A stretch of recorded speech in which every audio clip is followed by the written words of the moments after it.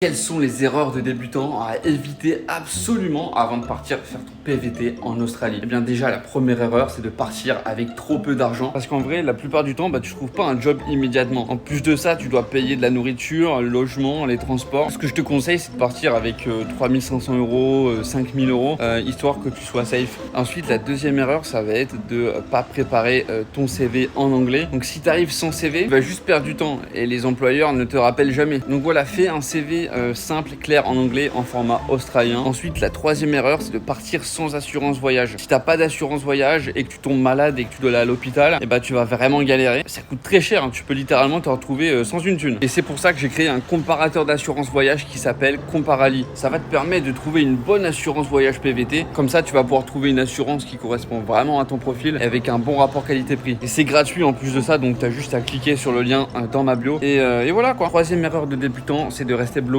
dans une grande ville. Le problème de Sydney ou par exemple Melbourne, c'est qu'il y a énormément de concurrence et donc il y a moins d'opportunités tout simplement. Donc ça fait que tu dépenses ton argent et que tu travailles pas. Je pense que tu dois essayer de bouger rapidement vers des zones rurales et des petites villes ou des régions agricoles. Là-bas, il y a beaucoup de jobs. Et la quatrième erreur de débutant, c'est de sous-estimer le coût de la vie. Parce que surtout en ville, l'Australie, ça peut coûter très cher. Les logements pour une chambre, par exemple, ça peut aller de 220 euros à 200 euros par semaine. Et les courses, ça peut être entre 50 à 100 euros par semaine. Donc essaye d'économiser un maximum d'argent, surtout si t'as pas de job au début. La sixième erreur de débutant, ça va être de penser que tout va se faire tout seul. Il y a beaucoup de gens qui pensent que les jobs, ils viennent à eux sans rien faire comme ça, que ça tombe du ciel. Bah non, ça marche pas comme ça. En vrai, tu dois être acharné. Ce qui marche vraiment, ça va être d'aller sur place, de déposer des CV en direct. Vraiment, tu dois charbonner un maximum et être plus déterminé que la plupart des gens. 80% des travails se trouvent sur le terrain en parlant. Et la huitième erreur, ça va être de négliger l'anglais. Il y a beaucoup de gens qui viennent sans un bon niveau d'anglais. En vrai, même si tu sais pas parler anglais, ça peut le faire. Tu peux venir. Mais il faut essayer